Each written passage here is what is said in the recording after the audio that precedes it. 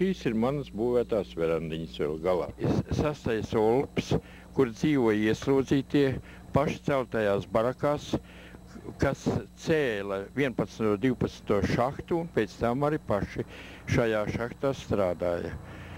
Te bija apkārt dzeloņas stiepļu žoks, 6-kārtīgs dzeloņu stiepļu.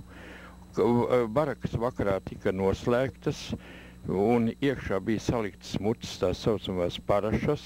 No rīta atslēdz vaļā, un jau 6 bija celšanās, un tad aizgāja uz darbu, gāja kolonas ārā. Te viņas ir atrodās pirmātnējā stāvoklī, vienīgi jumti ir uzlikti, jo tagad dzīvo civili iedzīvotāji. Daļa no tiem varbūt bijušie ieslodzītie, kad likvidēja, aizveda ieslodzītos vai no Attiesai vai aizveda uz Mordāviju, tad šeit atdeva cilvēkiem. Teritorija nebija aizaugusi, bija klaja un nevarēja būt Lēģera teritorijā aizaugusi, jo tad jau var noslēpties, mēģināt bēgt un tā tālāk. Tās 2 savu nāras bija tā pa 5 nāriņām, bet bija gadījumi, kad mēs tur, kur 5 ir paredzēti, gulējam pa 13. Un nakti lai pagriezos uz otru pusi, vajadzēja zem komandas. Nu, ko? Griezīsimies uz labiem sāniem, un tad visi reizē griezās uz labiem. Pēc kāda laika, kad visi uzkrēsa. Bija arī tādi laiki, kad žāvētavs nebija vai nedarbojās, vai arī žāvētavā nevarēja visu izkārt, tad slapos bušlats un slapjās vatas bikses klājam zem sevis.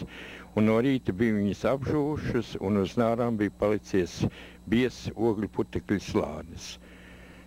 Nu, te ir vēl tāda paša baraka. Tās ir no apaļiem baļķiem cirstas. Bija arī barakas, kuras tika celtas, kā saka, zasipnai tīpa, kā krievs saka. Tas ir no abām pusēm izšālēti un vidū sabērts sāģa skaidrs. Vai galvenais šie izdegušie ieži. Tāds bija tas pildījums. Un tās, protams, bija augstāks, bet ar to jau nerēķinājās. Kad sākām būvniecību, tad barakas vidū bija benzīnmuts, kur bija iekārtotas durtiņas un skurstenis ārā, un tā benzīnmuce ar ogliem tika kurināta sarkani, kas tuvu bija, tiem bija silti, kas bija aizmugurē, tie druzmējās un pirmo rindiņu stūmu uz sarkanās muces virsū. Tad tie sāka bļaut, lai negrūstās, ka var apdedzināties. Bija arī, kad apdedzinājās, ne tikai izdega caurumu vatas biksās un pofaikās, bet arī ādā. Nu, šeit mēs stāvam pie speciālas barakas paliekām. Tā saucamā, to sauc pa būri visās valodās, kādas te vien bija. Tas šajā barakā izpelnījās par dažādiem saucamiem pārkāpumiem. Piemēram, viņš kaut ko bija mēģinājis rakstīt vai uzrakstīt uz nākošo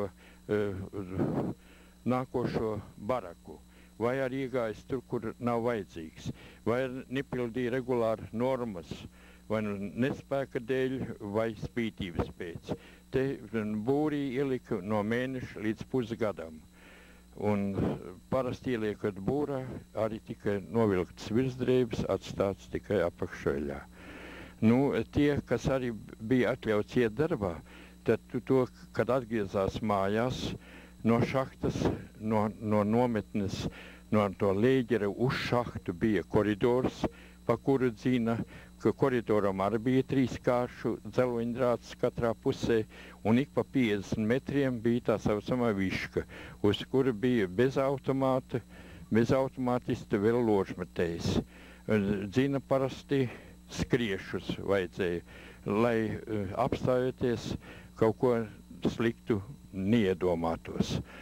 Nu, bija gadījums, kad kādreiz pieskrēja 2-3 pie stiepliem, viens pacēla stieples un mēģināja līst par apakšu.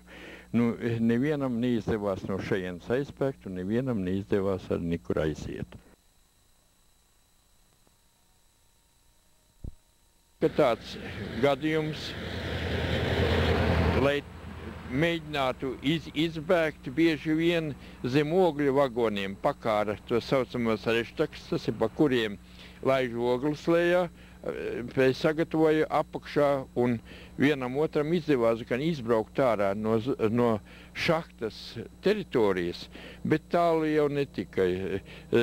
Bija gadījums, kad pie Pečoras upes krasta tika izbērts viss ogles no vagoniem, kamēr netika atrasts tas cilvēks, kurš bija mēģinājies. Toreiz to nesauc par cilvēku, par ziks. Kamēr tika atrasts tas ziks, kurš bija iedrošinājies pakārties starp vagonu asēm. Šeit cits gadījums bija. Te 6. reizi bēga Jānis Stalde. Viņš bija saucamais prahočiks, kas taisīja apakšzemes izstrādājumus. Šeit zonai, kur aptvēra apkārt 1. un 2. šahtu, aiz Jānis Stalde bija izvedis to savu apakšzemes rakumu, kā kuruma rakumu, 70 metrus aiz zonas. Un vakarā jāiet mājās, bet nav 7 vergu. Šos vergus meklēja, badīja ar urķiem visu teritoriju. Sevišķi tur, kur bija koku apstrādāšana, zāģu skaidu kaudze bija. To zāģu skaidu kaudzi izvadīja, jo domāju, ka tas ir vienkāršāk, kad kāds ir paslēpies un naktī kaut kur mēģinās bēgt. Viņš bija iznācis ar 6 cilvēkiem 70 metru aiz šīs apsargājumās šahtas teritorijas. Un izdalījušies visi katrs uz savu pusi un aizgāja tundrā. Meklēšanu ilgi par apakšu meklēja, laidās speciālas nodaļas lejā visi, bet kādas 7. dienā, kad viss trauksmes stāvoklī bija gājis pievakarē kāds konvoju tas izvadātais, un nejauši bija ievēlies ar zariem pārsektā caurumā šahtā no augšas lejā. Tad tikai noprata, kādā veidā ir šie pazuduši no apakšzemes. Protams, aizbēgt neviens nekur nav aizbēdzis, arī viņus visus 7 salasīja. Paši Jānis Stalde, viņš bija nogājis, man šķiet, pat līdz Kotlasam, un tur bija ielīdis nogulēties kādā tukšā vagonā, kurā salmi bijuši mazliet, un kad bija pamodies, tad 2 ķēdes apkārt ar automātiem bija bijuši jau tam vagonam. Ja kas mēģināja bēgt, tad arī te bija pārēji par Urāliem. Pārējais par Urāliem tikai dažās vietās, tie perehodi. Un tur pastāvīgi bija ar slēpņu. Meklēja rokā pa tundru ar lidmašīnām, ar suņiem, visādā veidā. Pēc tam vietējiem iedzīvotājiem sastapt tundrā kādu izbēgušo bija vesela bagātība, jo viņiem bagātīgas saņēma dažādas produktus, cukuru, cik to, laikam, 20 kg, 100 kg miltu, kā 20 puslitru spirtu saņēma, 200 rubļu naudā un šaujamos pulveri un patronus varēja dabūt, lai būtu ko nākošos ķert atkal